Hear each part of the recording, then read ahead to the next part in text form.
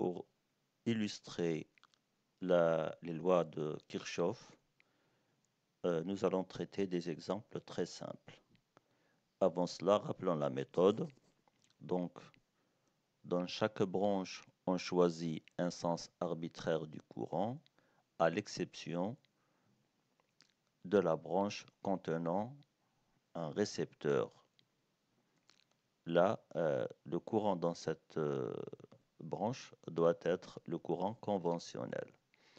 Nous allons nous intéresser surtout à cette première étape de la méthode. Et bien sûr, les deux autres, elles sont simples. Si on a un nœud, on choisit un moins un nœud et on écrit leurs équations et on complète par les équations d'émail pour avoir le nombre d'inconnus égal le nombre d'équations. Alors donc l'exemple qu'on va traiter, c'est un exemple très simple. Nous avons une seule maille contenant un générateur, sa résistance interne, petit r, qui est égale à 1 ohm. Le générateur a une FEM de 12 volts, excusez-moi, je n'ai pas écrit volt ici, et il y a une résistance grand R qui est égale à 3 ohms. Donc, qu'est-ce que nous devons faire ici? D'abord, la première chose à faire, c'est de choisir le sens du courant. Arbitrairement, nous choisissons ce courant. Donc, il sort de la borne positive du générateur. Une fois que nous connaissons le courant, la deuxième étape, c'est de dessiner les flèches représentant les tensions.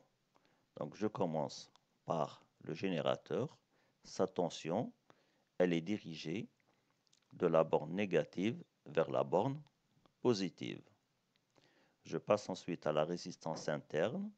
Le courant la traverse de droite vers la gauche. Sa tension, elle est en sens inverse, donc elle va de la gauche vers la droite. La dernière, c'est la résistance grand R. Je suis le sens du courant et je vois que le courant la traverse. Donc, le courant la traverse de la gauche vers la droite et la tension est dirigée de la droite vers la gauche. Une fois que j'ai dessiné les tensions, je m'occupe des nœuds. Dans ce circuit, il n'y a pas de nœud. Donc, grand N est égal à 0, donc je ne peux pas écrire d'équation des nœuds. J'ai une seule inconnue, I. Donc, je n'ai besoin que d'une seule équation. C'est l'équation de la maille elle-même. C'est tellement simple qu'on n'en parle même pas en général. On écrit directement l'équation de la maille. Avant d'écrire l'équation de la maille, je choisis un sens du parcours ou bien le sens positif. Donc, voici comment je les choisis en bleu.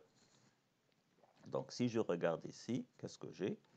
Donc, je veux écrire mon équation. J'ai la FEM du générateur. Elle est dans le sens choisi, dans le sens du parcours, dans le sens positif. Donc, j'écris plus E. Après cela, je trouve la tension de la résistance interne. Elle est opposée au sens du parcours. Donc j'écris moins R fois le courant qui la traverse, c'est grand T. Après cela, je trouve la résistance grand R dont la tension est opposée au sens du parcours. Donc j'écris moins grand R fois le courant qui la traverse. Donc c'est moins grand R fois I.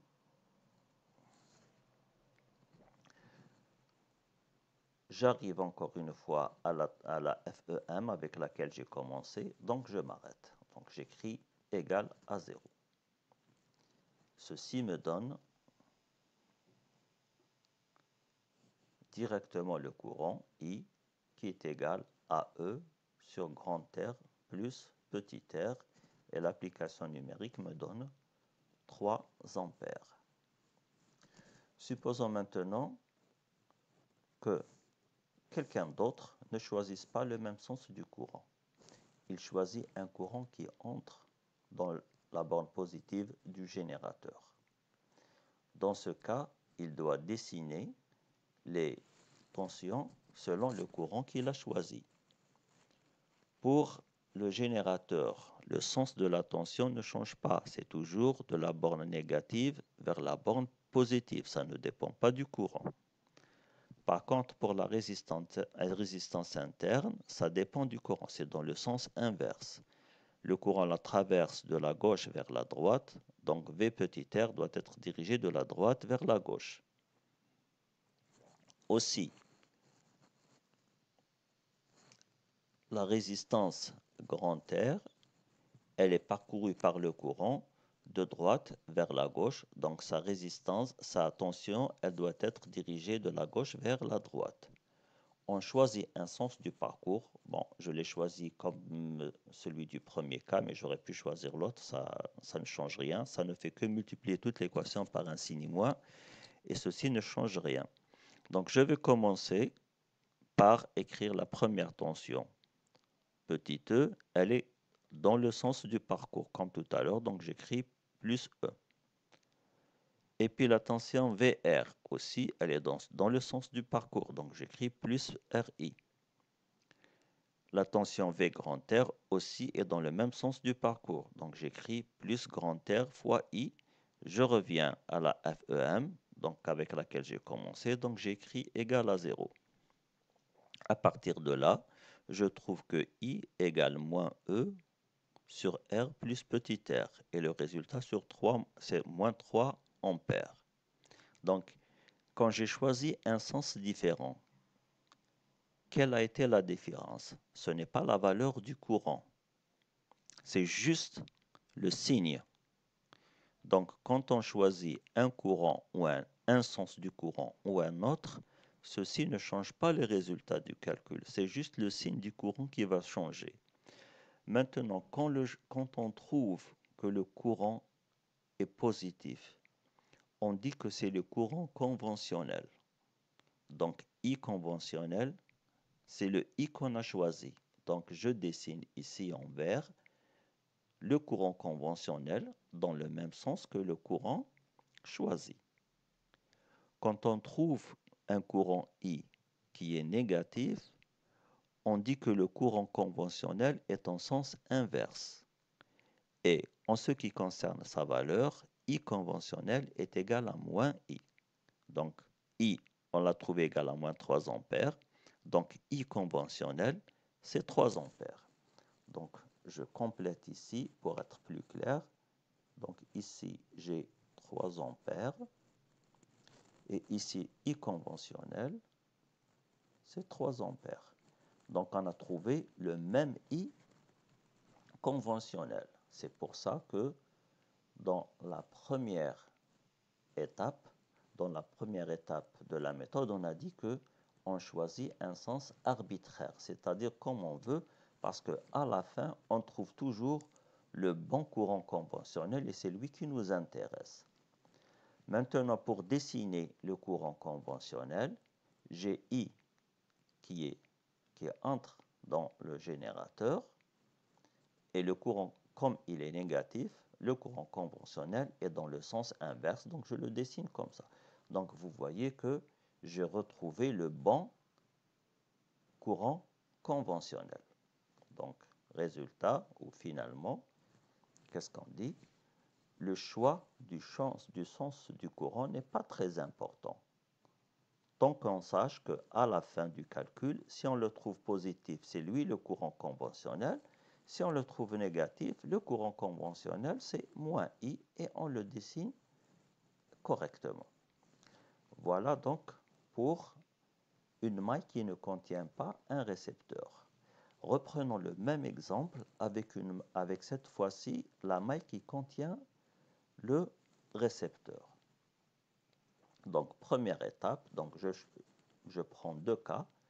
Je choisis un courant conventionnel, donc un courant qui sort de la borne positive du générateur. Donc, je choisis un courant qui sort de la borne positive du générateur. Je trace les tensions, celle du générateur de la borne moins vers la borne plus, et celle des résistances et du générateur dans le sens opposé à celui du courant. Après, je choisis un sens positif et j'applique la méthode. VE est dans le sens positif, c'est E. et les trois autres sont dans le sens négatif, donc j'écris moins RI, moins E égale à 0. Je trouve que le courant égale E moins petit e divisé par R équivalent qui est grand R plus petit r qui sont en série. Le résultat, c'est 2,25 ampères. Le courant que j'ai trouvé est positif. Je dis que le courant I est égal au courant conventionnel et je dessine le courant conventionnel. Dans le deuxième cas de figure, si je choisis le courant dans le sens inverse, c'est-à-dire entrant dans la borne positive du générateur, dans ce cas-là, VE a toujours le même sens, mais VR, V grand R et VE, je les dessine dans le sens contraire du courant. Donc elles prennent une direction opposée par rapport au premier schéma. Je choisis toujours mon sens positif et je vois que toutes les tensions sont dans le sens positif. Donc j'écris la somme E plus RI plus grand RI plus E égale à 0. Et cette fois-ci, je trouve I égale moins E plus petit e sur R équivalent et c'est moins 3,75 ampères. Donc le résultat que j'ai trouvé ici est totalement différent de celui-ci. Là, c'est 2,25 et là, c'est 3,75. Dans ce cas, je ne peux pas dire que I est égal moins le courant conventionnel. Donc ça, c'est un résultat faux.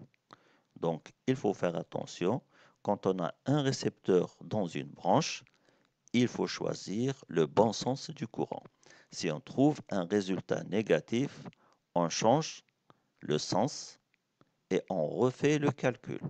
D'accord? Si on avait commencé avec le deuxième schéma, et si je trouve moins 3,75 ampères, le signe négatif me dit que je me suis trompé.